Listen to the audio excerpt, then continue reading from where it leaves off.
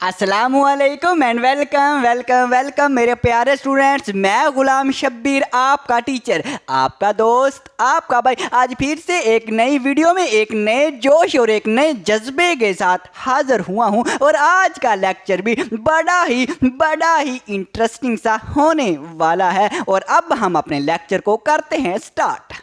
तो जी मेरे प्यारे प्यारे स्टूडेंट्स, अब हम करेंगे अपनी एक्सरसाइज 2.3 का क्वेश्चन नंबर 1। और पहले क्वेश्चन नंबर 1 की स्टेटमेंट को समझते हैं। Which of the following sequence, दर्जल सीक्वेंस में से ये दर्जल सीक्वेंस दिए हैं, कहता कौन सा सीक्वेंस आर ज्योमेट्रिक, इसमें से कौन सा सीक्वेंस ज्योमेट्रिक सीक्वेंस है। Okay, if a sequence is geometric, अगर ये ज्योमेट्रिक है, अगर ये सीक्वेंस ज्योमेट्रिक है, देन फाइंड कॉमन रेशियो, फिर हमने कॉमन रेशियो भी फाइंड करनी है। अब सवाल ये पैदा होगा जहन में, साजी पहले ज्योमेट्रिक सीक्वेंस बताएं, साजी पहले कॉमन रेशियो का बताएं। ओके, पहले हम ज्योमेट्रिक सीक्वेंस देखते हैं।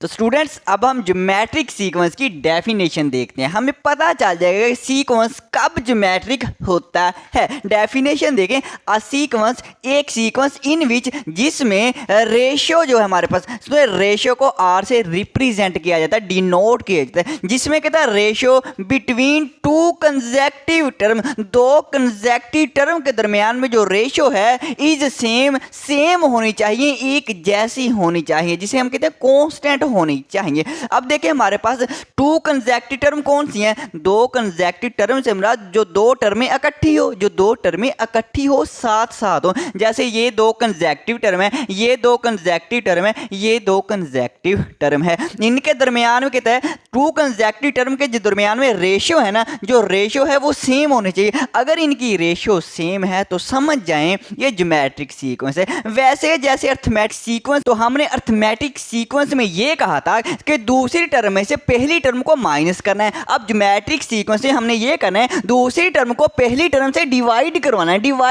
दूसरी टर्म को पहली टर्म से डिवाइड करवाना है, रेशियो आ जाएगी। अब रेशियो को आर से डिनोट करते हैं, रिप्रेजेंट करते हैं स्टूडेंट्स। अब देखें, दूसरी टर्म को पहली टर्म से डिवाइड करवाना है, दूसरी टर्म को पहली टर्म से डिवाइड करवाना है, 2 2 4, कितना आंसर आ रहा है, 2 आ रहा है। ये दो कंसेक्टिव टर्म की जो रेशियो है वो 2 आ रही है। अब ये वाली जो दो कंसेक्टिव टर्म है, क्या इनकी भी रेशियो सेम आती है, चेक कर लेते हैं। दूसरी टर्म को डिवाइड करेंगे पहली टर्म के साथ, दूसरी टर्म डिवाइड करेंगे पहली टर्म के साथ, दूसरी टर्म को डिवाइड करवाना है, ज्योमेट्रिक सीक्वेंस में डिवाइड करवाना है। ओके, यही बस फर्क है अर्थमेटिक और ज्योमेट्रिक में। अब इसको भी कैंसिल करें, 4 1 4, 4 2 8, तो ऊपर कितना 2, नीचे 1 नहीं लिखते, यहाँ भी 2, यहाँ भी 2, इसका मतलब इनकी भी कॉमन रेशियो 2 है, इनकी भी रेशियो 2 है और इसकी भी 2 है। जब हमारे पास रेशियो सेम आ जाए, जब उसने यही कहा था टू कंसेक्टिव टर्म में जो रेशियो है वो अगर सेम आ जाए तो समझ जाना वो सीक्वेंस जो है ज्योमेट्रिक है। तो ये वाला जो सीक्वेंस है ये ज्योमेट्रिक सीक्वेंस है, इतनी सी बात है। अब कॉमन रेशियो को स्टूडेंट्स मैंने अभी बताया, रेशियो कह लें या कॉमन रेशियो कह लें, कॉमन रेशियो को आर से रिप्रेजेंट करते हैं। अब हम करते हैं अपना पार्ट 1। अब हम करते हैं अपना पार्ट 1। ये जो सीक्वेंस है हमने बताना है ये ज्योमेट्रिक सीक्वेंस है कि नहीं है। अगर ये ज्योमेट्रिक हो तो फिर हमने ये भी बताना है कि ये कॉमन रेशियो है कि नहीं है। अब बिल्कुल ही अर्थमेटिक सीक्वेंस को जैसे हम चेक करते थे ऐसे ही हमने इस सीक्वेंस को ज्योमेट्रिक सीक्वेंस चेक करना है। अब ज्योमेट्रिक सीक्वेंस के लिए एक ही शर्त है कि हमारे पास दो कंसेक्टिव टर्म जो है, दो कंसेक्टिव टर्म की जो रेशियो है वो सेम होनी चाहिए, वो हमारे पास क्या होनी चाहिए, सेम होनी चाहिए। हम रेशियो निकालते हैं, सोल्यूशन यहीं पे लिख लेते हैं। ये हम इस तरह सीक्वेंस लिखेंगे, रेशियो निकालनी है। रेशियो के लिए दूसरी टर्म को पहली से डिवाइड करवाना है, दूसरी टर्म को पहली से डिवाइड करवाना है। दूसरी टर्म हमारे पास 2 है, डिवाइड करवाएंगे 1 के साथ। जब 2 डिवाइड बाय 1 2 होता है, हर नंबर के नीचे 1 होता है, लेकिन 1 नहीं लिखते। अब ये हमारे पास कंसेक्टिव टर्म, अब इन कंसेक्टिव टर्म की रेशियो देख लेते हैं। दूसरी टर्म ये, पहली टर्म ये, दूसरी टर्म को डिवाइड करवाएंगे पहली टर्म के साथ, तो क्या आएगा, तो 3/2 ही आएगा, 3/2 आएगा। चेक करें क्या रेशियो सेम है, ये सेम है, ये सेम नहीं है। जब ये सेम नहीं है, जब रेशियो सेम नहीं है तो हमारे पास ज्योमेट्रिक सीक्वेंस नहीं है। हम यहाँ पे लिखते हैं, तो students sequence is not geometric, sequence geometric नहीं है। पार्ट 2 करते हैं। अब पार्ट 2 में हमने ये देखना है ज्योमेट्रिक सीक्वेंस है कि नहीं है, तो हम इसमें भी रेशो देख लेते हैं। क्या रेशो सेम है? रेशो कैसे निकालते हैं? दूसरी टर्म को पहली से डिवाइड करवाएं, दूसरी टर्म को डिवाइड करना है पहली टर्म के साथ, डिवाइड करना है। 10 1 10, 10 10 100 होता है, जब डिवाइड करेंगे तो 10 आ जाता है। इसी तरह से हम ये दो कंसेक्टिव टर्म हैं, इनका भी हम रेशो, इनकी भी रेशो लेके देख लेते हैं। 1000 को 100 से डिवाइड करवाते हैं, 0 से 0 कैंसिल, ये 0 से ये 0 कैंसिल, तो हमारे पास 10 बचा है। ऊपर सिर्फ हमारे पास 10 ही बचा है, या अब 10 ही बचा है ना। तो अब देखिए ये हमारे पास रेशो, ये रेशो सेम है। जब रेशो सेम आ जाए तो समझ जाना वो हमारे पास क्या है, सीक्वेंस जो है ज्योमेट्रिक। हम यहाँ पे ये लिखेंगे सीक्वेंस इज ज्योमेट्रिक। तो ये मैंने लिख दिया सीक्वेंस इज ज्योमेट्रिक। अगर ये सीक्वेंस ज्योमेट्रिक है तो फिर हमने ये भी फाइंड करना है कॉमन रेशो क्या आएगी। हम यहाँ पे लिखते हैं कॉमन रेशो।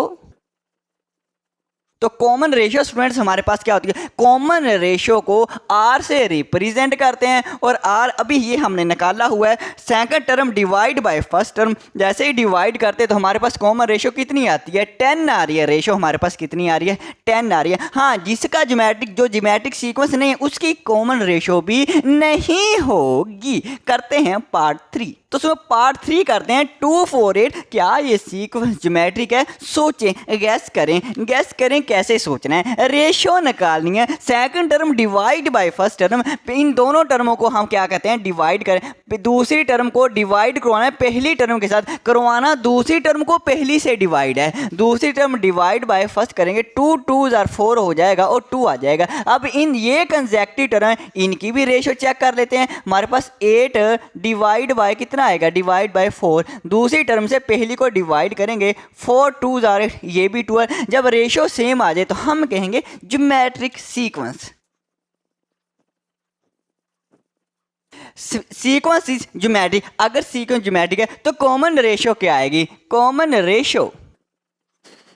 तो कॉमन रेशियो क्या आएगी, कॉमन रेशियो यही है जो अभी हमने निकाला है, आर से रिप्रेजेंट करते हैं और कॉमन रेशियो हमारे पास आ जाएगी 2। सो एक और बात, सो ये जो रेशियो होती है, ये जो रेशियो होती है बड़ी ही इंटरेस्टिंग। इसमें बाज़ टीचर ऐसे समझाते हैं कि हमारे पास जो रेशियो 2 आ रही है, अगर इस पहली टर्म को रेशियो से मल्टीप्लाई करें तो हमारे पास सेकंड टर्म आ जाती है। देखना पहली टर्म 2 है, इसको हम रेशियो 2 से मल्टीप्लाई करें। अगर हम 2 को 2 से मल्टीप्लाई करें, 2 2 4, देखें हमने पहली टर्म को रेशियो से मल्टीप्लाई किया है। रेशियो हमारे पास कितनी है, तो दूसरी टर्म आ गई। अब दूसरी को भी रेशियो से मल्टीप्लाई करेंगे, ये आ जाएगी। अब 4 को हम, रेशियो हमारे पास क्या है, 2 है। अगर हम 2 से मल्टीप्लाई करेंगे, 4 2 8, 8 को फिर हम इसी रेशियो से मल्टीप्लाई करेंगे तो आगे वाली टर्म आ जाती है। ये भी एक इंटरेस्टिंग इसमें फैक्ट है। अब हम करते हैं पार्ट 4। तो स्टूडेंट्स पार्ट 4 करते हैं। मैं तो कहता हूँ खुद करें, बाद में मेरा ये वाला पार्ट 4 देखना, और साथ साथ आप करवाएं मुझे, ये आप करवाएं। आप कहेंगे सर जी अगर हमने चेक करनी है ये सीक्वेंस ज्योमेट्री है कि नहीं है, तो फिर सर जी हम रेशो निकालेंगे। अब रेशो कैसे निकालते हैं सर जी, दूसरी टर्म को पहली टर्म से डिवाइड कर देते हैं। 8 डिवाइड करेंगे 16 के साथ, 8 1 8 और 8 2 16। अब 1/2 है, ऊपर 1 लाजमी लिखते हैं, 1/2 ये रेशियो आई है। क्या इन दोनों की रेशियो भी ये आती है, चेक कर लेते हैं। अब हमारे पास जो आगे वाली दो कंसेक्टर, इनकी रेशियो हम करेंगे, दूसरी टर्म को डिवाइड करेंगे पहली टर्म से। 4 डिवाइड बाय 8 करेंगे तो हमारे पास 4 1 4 4 2 8 1/2 रेशियो से।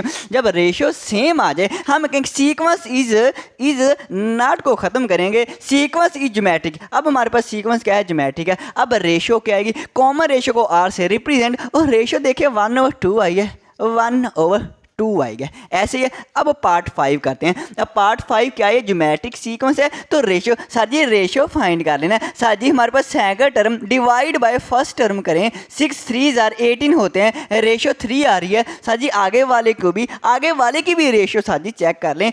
दूसरी टर्म से पहली टर्म, मतलब तीसरी टर्म से दूसरी टर्म डिवाइड करें, 24 डिवाइड बाय 18 करें, ज़रा करें यार, किस पे होता है, ये भी 2 पे होता है, बिल्कुल होता है, ये भी 2 पे होता है, बिल्कुल होता है, और ये भी 3 पे होता है, 3 3 जार 9 और ये भी 3 4 जार 12, 4/3 आ रहा है, 4/3। ये 3 है, ये 4/3, इसका मतलब रेशो सेम नहीं है। जब रेशो सेम नहीं है तो ये सीक्वेंस जो है ज्योमेट्रिक सीक्वेंस नहीं है, sequence is not geometric, sequence is not geometric. जब ज्योमेट्रिक भी नहीं है तो कॉमन रेशो कहाँ से आएगी, कॉमन रेशो भी नहीं होगी। पार्ट 6 देखें, इसमें हमने चेक करना है क्या ये सीक्वेंस ज्योमेट्रिक है, तो क्या करेंगे, रेशो करेंगे, रेशो निकालेंगे, दूसरी टर्म को डिवाइड करेंगे पहली टर्म से, दूसरी टर्म ये पहली टर्म है, 1 डिवाइड बाय 1 करेंगे तो 1 आ जाएगा। अब हमारे पास आगे वाली ये 2 कंसेक्टिव टर्म ये चेक कर ली, ये चेक करें क्या आता है। हमारे पास दूसरी टर्म ये वाली है, पहली टर्म ये, मतलब तीसरी टर्म जो है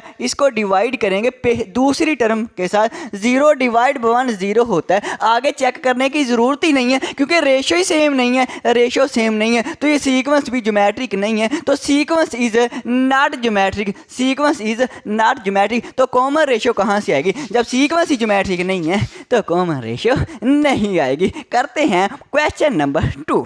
स्टूडेंट्स अब हम करेंगे क्वेश्चन नंबर 2 और क्वेश्चन नंबर 2 की हम स्टेटमेंट को पढ़ते हैं। फाइंड द जनरल टर्म, हमने जनरल टर्म फाइंड करनी है of the following geometric sequence. ये जो ज्योमेट्रिक सीक्वेंस दिए गए हमने जनरल टर्म फाइंड करनी है। अब जनरल टर्म का मैंने दूसरा नाम आपको बताया था, इसे nth टर्म भी कहते हैं।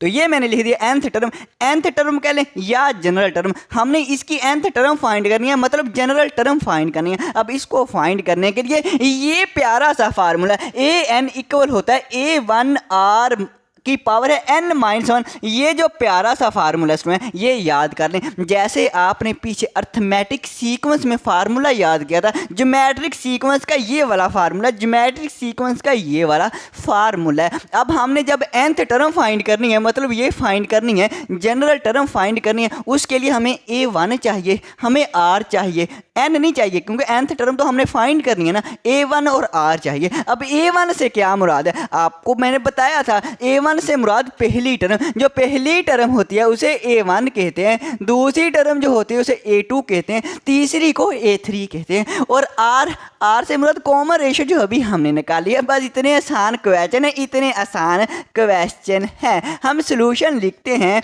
और हम हमें फर्स्ट टर्म चाहिए a1 हमारे पास पहली टर्म 1 है, रेशो चाहिए, रेशो कैसे निकलती है, दूसरी टर्म को पहली से डिवाइड करना है, दूसरी टर्म को पहली से डिवाइड करना है, 4 डिवाइड बाय 1, दूसरी को डिवाइड किया पहली से, 4 को 1 पे डिवाइड करेंगे 4 आएगा, a1 भी आ गया, r भी आ गया। अब हम लिखेंगे वी नाउ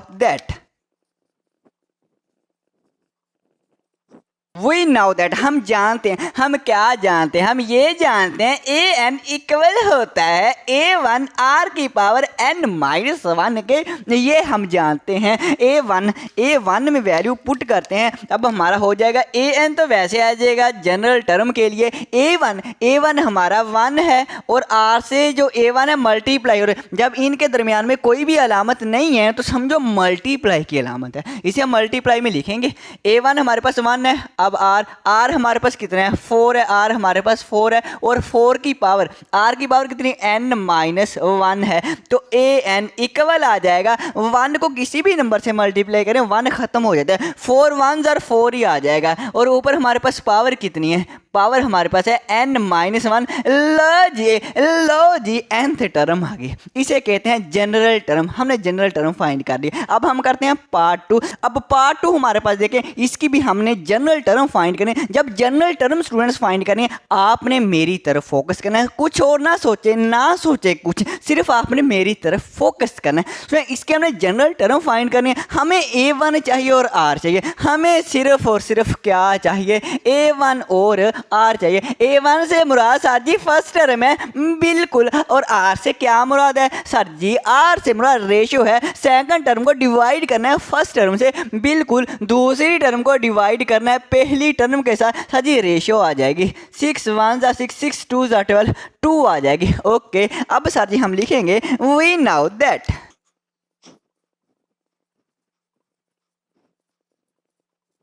मैंने लिखा है वी नाउ दैट, हम जानते हैं ए एन इक्वल होता है A1 R की पावर n माइनस का 1। तो हम AN लिखते हैं और A1 हमारा कितना है 6 है और R हमारा कितना है, R कितना है R2 है और 2 की पावर हमारे पास आ जाएगी n-1। तो स्टूडेंट्स ये मेरे पास क्या है जनरल टर्म, यही आंसर है, यही आंसर जनरल टर्म फाइंड करनी। और हम इसको क्या सिंप्लीफाई कर सकते हैं, बस इतना ही कर सकते हैं, 6 लिखेंगे और ये हमारे पास 2 है, 2 की पावर n-1 है। ये भी आपका आंसर सही है, ये भी सही है। यहाँ पे सिर्फ मैंने ब्रैकेटों को ही खत्म किया है और कुछ नहीं है, दोनों ही आंसर सही है। ये आपकी बुक में इस तरह से है। करते हैं पार्ट 3। तो स्टूडेंट्स अब हम करेंगे अपना पार्ट नंबर 3। 15 है, 45, 135, ये जो सीक्वेंस है इसकी हमें जनरल टर्म फाइंड करनी है। जनरल टर्म के लिए हमें सिर्फ A1 चाहिए, फर्स्ट टर्म हमारे पास 15 है। रेशियो चाहिए, second term divide by first term किया है तो हमारे पास 15 1 जार 15, 15 3 जार 45 होता है, 3 आ गया।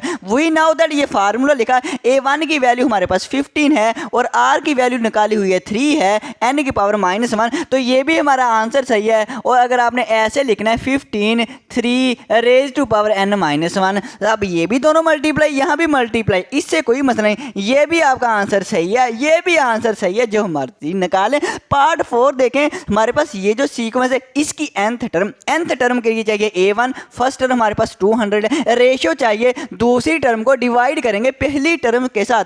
मैंने 100 डिवाइड बाय 200 किया, देखना 2 0 से कैंसिल होगी, 1/2 बचा है, 1/2 बचा है। वी नाउ दैट ये फार्मूला लिखा और हमारे पास A1 कितना है 200 है और R हमारा कितना है 1/2, इसकी पावर n-1 है। तो लो जी ये हमारा आंसर है। इतना ही लिख लें तो भी चलेगा, हाँ जी साथी चलेगा, बिल्कुल चलेगा। तो अब हम करते हैं अपना क्वेश्चन नंबर 3।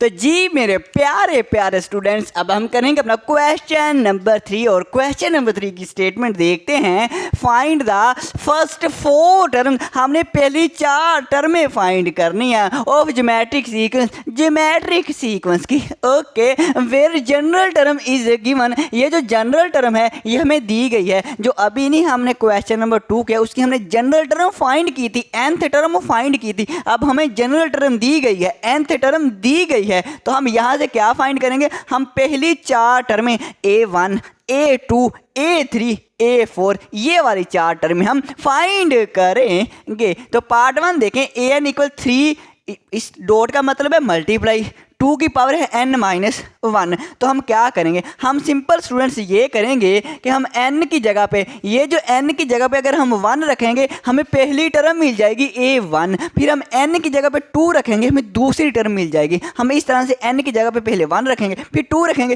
फिर 3 रखेंगे। हाँ जी बिल्कुल स्टूडेंट्स। तो हम सॉल्यूशन लिखते हैं और एक दफ़ा से दोबारा से ये मैं इक्वेशन लिख लूँ, AN 3 मल्टीप्लाई बाय 2 n की पावर n 2 की पावर n-1 है। तो हम करते हैं पुट, क्या पुट करेंगे, हम पुट करेंगे n इक्वल 1, जहाँ जहाँ n दिखाई दे रहा है वहाँ वहाँ हम 1 पुट कर देंगे। तो हमारे पास a है, n हमारे पास 1 है और 3 मल्टीप्लाई बाय 2 और 2 की पावर n-1 है। तो मल्टीप्लाई को ज़्यादा बेहतर है इस तरह से लिख लें, उसने लिख दिया सही है, हम नीचे ऐसे लिख लेते हैं। अब 2 की पावर n-1 है तो n की हमारा n हमें 1 दिया गया, 1-1। ओके, 3 मल्टीप्लाई बाय 2 की पावर हमारे पास क्या है, 2 की पावर 1-1 क्या हो जाएगा 0। तो एक बात और याद, यहाँ पे आपको एक और इंटरेस्टिंग सी बात मिली है,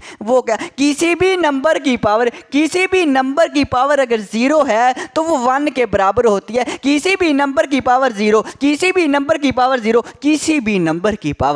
हो तो वो 1 के बराबर, कोई भी नंबर हो उसकी पावर स्टूडेंट्स 0 हो तो वो 1 के बराबर होता है। तो 3 है। अब हमारे पास देखें 2 की पावर 0 है, जब इसकी पावर 0 है तो हमारे पास क्या आएगा, ये भी 1 आएगा। तो 3 1 जार 3 आ जाएगा। ये हमारी क्या आ गई, फर्स्ट टर्म आ गई। ऐसे हम सेकंड टर्म फाइंड करते हैं। हम करेंगे पुट n इक्वल टू 2।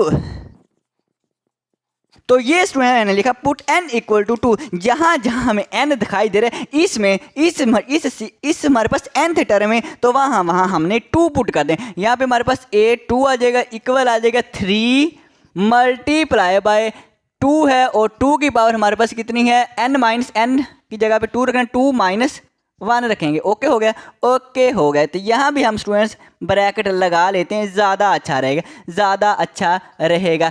2 में से 1 निकालेंगे तो 1 आ जाएगा और हर नंबर की पावर 1 होती है, इसको हम 2 ही लिख लेते हैं। हर नंबर की पावर 1 होती है, इसको अगर लिखें या ना लिखें ऊपर 1 को तो इसका कोई मसला नहीं है। तो 3 2 और कितना आ जाएगा, 6 आ जाएगा। लो जी, दूसरी टर्म आ गई, पहली टर्म ही आ गई। पहली 4 फाइंड करनी है, अब हमें फिर पुट करना पड़ेगा n इक्वल 3 के।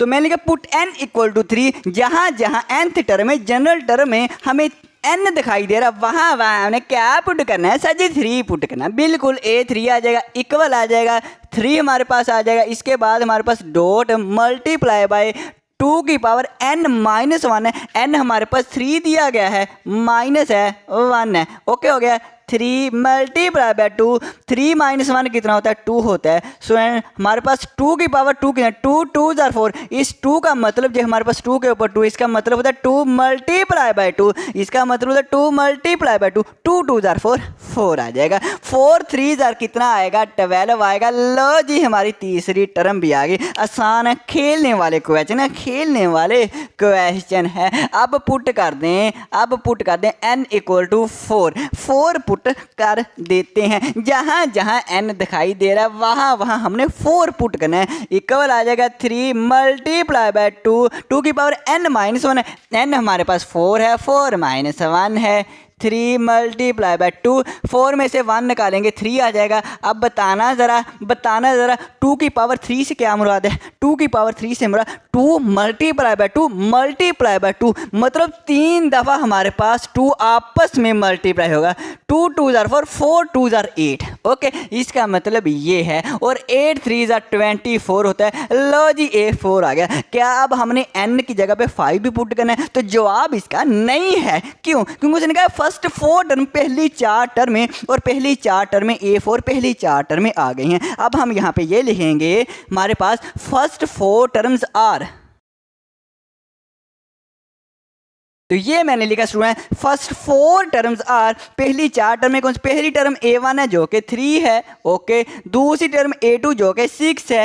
ओके, तीसरी टर्म A3 हमारे पास 12 है। ओके, चौथी टर्म ये 24 है। लो जी, फर्स्ट 4 टर्म आ गई। लो जी, फर्स्ट 4 टर्म आ गई। अब हम करते हैं नेक्स्ट पार्ट। तो स्टूडेंट्स, पार्ट टू में भी हमने क्या करना है, ये जनरल टर्म दी गई है, इसकी पहली 4 टर्म हमने फाइंड करनी है। सोल्यूशन यहीं पे लिख लेते हैं और हमारे पास हम क्या करेंगे, हम सिंपल शुरू करते हैं। n की जगह पे वैल्यू पुट करना, पहले हम 1 पुट करेंगे। पुट n इक्वल टू 1, जहाँ जहाँ हमें n दिखाई दे वहाँ वहाँ हमने 1 पुट कर देना है। A1 इक्वल है 4 मल्टीप्लाई बाय 2 और 2 की पावर n है। अब n हमारे पास 1 के इक्वल है, 1 माइनस 1 आ जाएगा। हाँ जी, 4 मल्टीप्लाई बाय 2, 1 माइनस 1 कितना होता है, 0 होता है। कितना होता है, 0 होता है। तो किसी भी नंबर की पावर 0 हो तो क्या होता है, 1 होता है। और 4 1 ज़रा 4 आ जाएगा। लो जी, हमारी फर्स्ट टर्म आ गई। इसी तरह से हम दूसरी,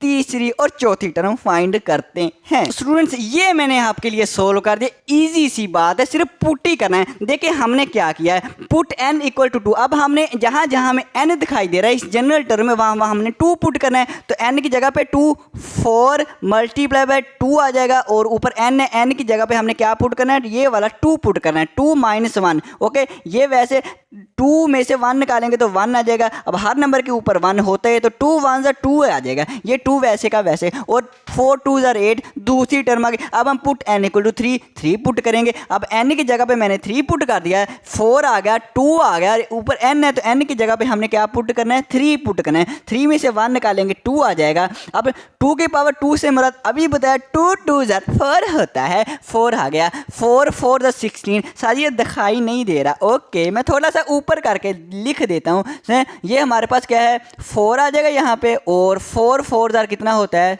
16 होता है, 4 4 16, A3। अब हम यहाँ पे लिखेंगे पुट n इक्वल 4। अब हम जहाँ जहाँ हमें n दिखाई दे रहा है वहाँ वहाँ हमने 4 पुट करना है। देखें हमारे पास n है, 4 पुट कर दिया, ये 4 वैसे, ये 2 वैसे, n है, n की जगह पे हमने 4 पुट करना है। 4 - 1, 4 - 1 कितना हो जाएगा 3, 2 की पावर 3 से मेरा मुराद 2 2 4, 4 2 8, हमारे पास 8 आ जाएगा, 8 4 32 आ जाएगा। फर्स्ट 4 टर्म्स आर कौन सी है? पहली टर्म हमारे पास 4 है, दूसरी टर्म 8 है, दूसरी टर्म 8 है, तीसरी टर्म ये 16 है, ये 16 है, और चौथी टर्म हमारे पास 32 है। ये हमारा आंसर आ गया। करते हैं नेक्स्ट पार्ट। तो स्टूडेंट्स अब हम करेंगे अपना पार्ट नंबर 3। पार्ट 3 है a n equal 25 multiply by -1/2 की पावर n - 1 है। सोल्यूशन लिखा है, ये दोबारा से लिख ली। अब हमने इसकी भी पहली 4 टर्में फाइंड करनी है, तो हम करते हैं पुट n इक्वल टू 1। जहाँ जहाँ हमें n दिखाई दे वहाँ वहाँ हमने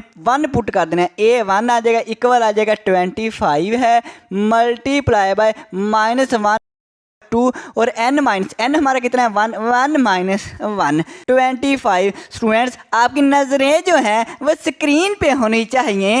1 - 1 कितना होता है? 0 होता है। अभी मैंने बताया था किसी भी नंबर की पावर अगर 0, किसी भी नंबर की पावर 0 वो 1 के बराबर होता है, 1 के। ओके 25 मल्टीप्लाई बाय 1 25 आ जाएगा। लो जी फर्स्ट टर्म आ गई। पुट करेंगे n इक्वल टू 2। जहाँ जहाँ हमें n दिखाई दे रहा है वहाँ वहाँ 2 पुट कर देते हैं। a2 आ जाएगा, इक्वल आ जाएगा 25 है, मल्टीप्लाई बाय -1/2 की पावर n - n हमारा 2 है, 2 - 1 आ जाएगा, 2 - 1 आ जाएगा। हेलो हेलो हेलो हेलो, नजरें स्क्रीन पर, नजरें स्क्रीन पर। -1/2, 2 की पावर 2 में से 1 निकालेंगे 1 आ जाएगा। अब किसी भी हर नंबर की पावर 1 होता है तो हम इसको वैसे ही -1/2 लिख लेते हैं। 1 ख़त्म कर दें, वैसे ही लिखें -1/2। अब इन दोनों को मल्टीप्लाई करें। 25 को 1 से मल्टीप्लाई करेंगे तो बड़ा क्या आएगा बताएं सुने। चलो यहीं पे लिख लेता हूँ।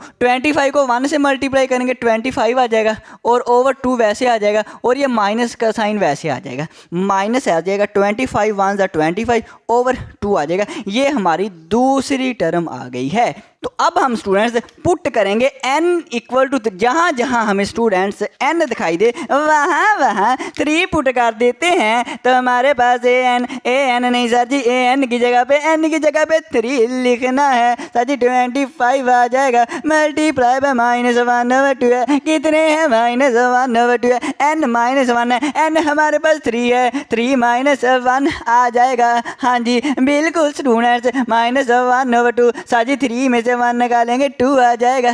बिल्कुल स्टूडेंट्स, -1/2 की पावर 2 है। तो किसी भी नंबर की पावर 2 हो तो मैंने बताया था उसको 2 दफ़ा मल्टीप्लाई करना। जैसे अगर 2 की पावर 2 है तो मैंने कहा था 2 मल्टीप्लाई बाय 2 लिख दें, 2 2 4, इसको 2 दफ़ा लिखें। अब -1/2 की पावर है, -1/2 की पावर हमारे पास क्या है, ऊपर 2 है, तो -1/2 को 2 दफ़ा लिखेंगे। -1/2 मल्टीप्लाई बाय -1/2। बताएं आंसर क्या आएगा।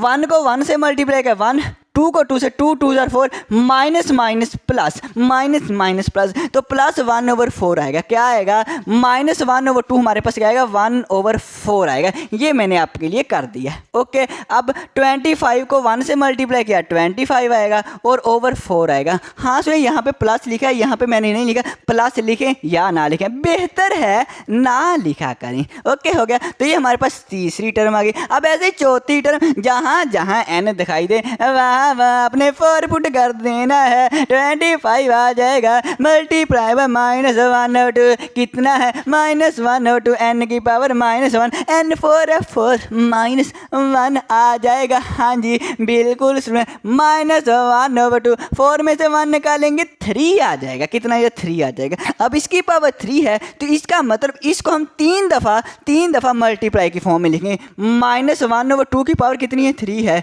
तो हम इसको 3 दफ़ा लिखेंगे। -1/2 multiply by -1/2 multiply by -1/2। Okay हो गया, ओके हो गया। अब इसको आपस में मल्टीप्लाई, ऊपर वालों को आपस में मल्टीप्लाई, नीचे वालों को आपस में मल्टीप्लाई। 1 को 1 से मल्टीप्लाई करेंगे 1 को फिर 1 से मल्टीप्लाई करेंगे 1 आ जाएगा, और 2 को 2 से 2 2 जार 4 4 2 जार 8 आ जाएगा। अब माइनस माइनस माइनस है तो माइनस माइनस प्लस और प्लस माइनस माइनस, इन दोनों को माइनस माइनस करेंगे ये प्लस हो जाएगा, और ये प्लस को माइनस से मल्टीप्लाई करेंगे प्लस माइनस माइनस हो जाएगा, तो इसका मतलब माइनस आएगा। तो -1/8 तो हमारे पास कितना आएगा 25 मल्टीप्लाई बाय माइनस के 1/8 आएंगे। इसको हल किया माइनस के 1/8 आएंगे। ऐसे अब 25 को 1 से मल्टीप्लाई करें 25 आएगा, नीचे हमारे पास 1 8 है 8 आ जाएगा, ये माइनस वैसे का वैसे आ जाएगा।